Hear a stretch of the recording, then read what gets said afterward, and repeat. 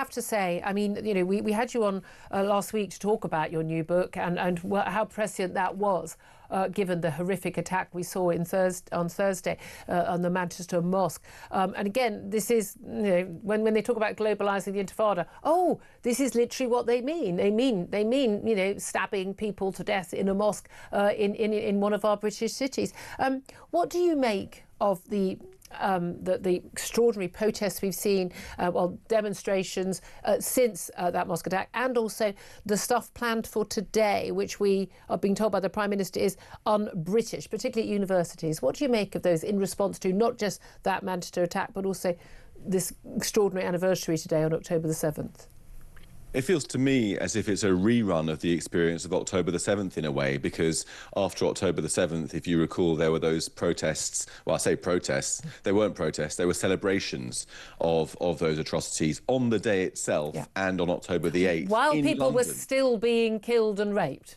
Exactly. People were celebrating. They weren't protesting. They were celebrating those atrocities in Britain, in London and across the West.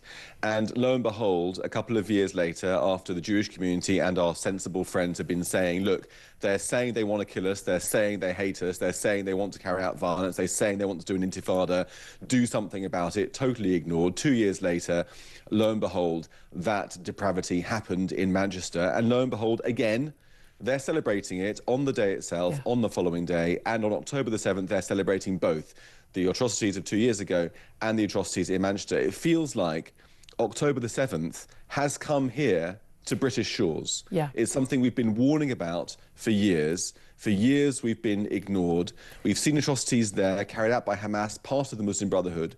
The Muslim Brotherhood are active here in Britain. It's the same enemy.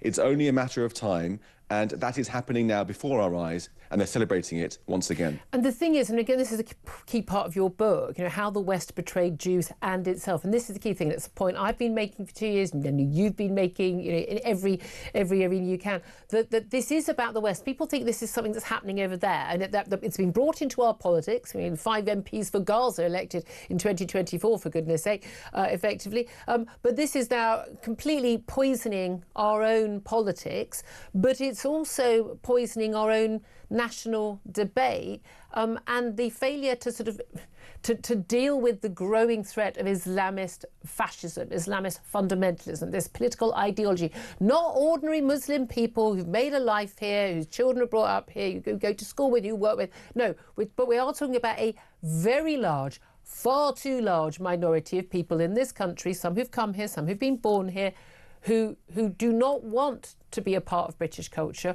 to live in the West. They want to basically do something very different.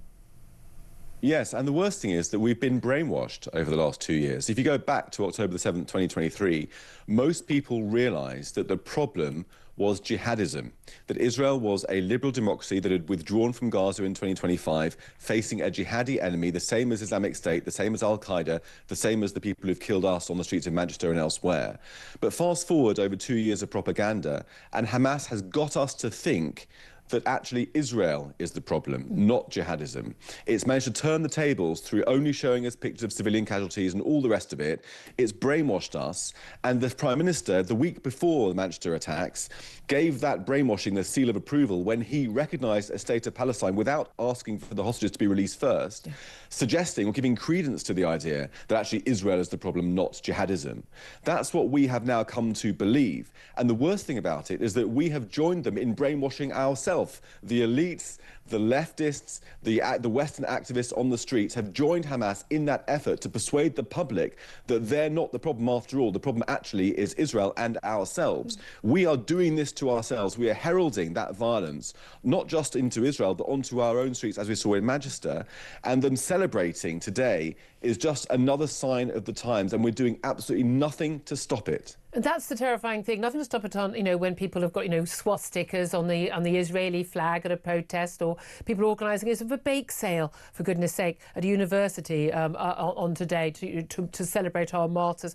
When we've got NHS doctors posting the most outrageous anti-Semitic comments and wearing their pro-Palestinian flags at the hospital, nothing happens to them. No issue at all. I'm not Jewish. I don't want to be treated by a doctor who thinks that Jews are somehow, you know, a different species. I mean, I don't want to be treated by someone like that. And if they'd said it about any other minority group, they'd be out on their ear. And then we have the celebration of the the Greta flotilla, as everyone calls it, Greta Thunberg and the others, and the Israelis kidnapping them. Actually, while people are literally being kidnapped, starved and tortured in tunnels right now in Gaza, referring to people who've just been arrested and taken into captivity to be put on a flight home, paid for by Israeli taxpayers, by the way. They're calling them hostages. But of course, we've discovered that this flotilla was all about getting aid to the poor people of Gaza. It had how much aid on it into all of those boats? It was a tiny fraction. In fact, the Israeli government put out a graphic showing that all the aid they're giving to Gaza, it's about 40 million meals every 6 weeks they're giving, roughly. And it had about several hundred lorries worth, and the flotilla had, I think, a quarter of a lorry's worth. Yeah. And they had how many? They had dozens of boats, and between them, these boats completely empty, no aid. They said they were trying to get to Gaza. They could see Gaza. One of them was saying, I saw Gaza a few weeks ago as well. I could see into Gaza, but I think I didn't have a right to go into Gaza because it's a war zone. Yeah, well, the woman who said she could see Gaza, that was at the end of a monologue in which she said, and I quote, "Israelis are not human. They have hands, they have faces, but they're not one of us. They are monsters." And then she said, "I could see Gaza." These people are deranged. And this whole flotilla is a propaganda effort. That's what it is. It's trying to add to the brainwashing. And organised by Hamas. Well, the Israelis allege that it's been organised by Hamas. It looks pretty likely from the outside that is the case. But these people are trying to brainwash ourselves, to kill ourselves, to commit suicide. I mean, the fact is, we need to be more Israel. Look at Israel. They're looking at their enemy and fighting the enemy. Whereas here, we're looking at the enemy, we're bearing our necks for the knife, and we're giving them the knife funded by the taxpayer. I mean, it does feel like that is where we are. I wish we had longer because, there's so much more to talk about here, and I know you'll be back on the show again. I so appreciate that. Jake Wallis-Simons, author of Never Again.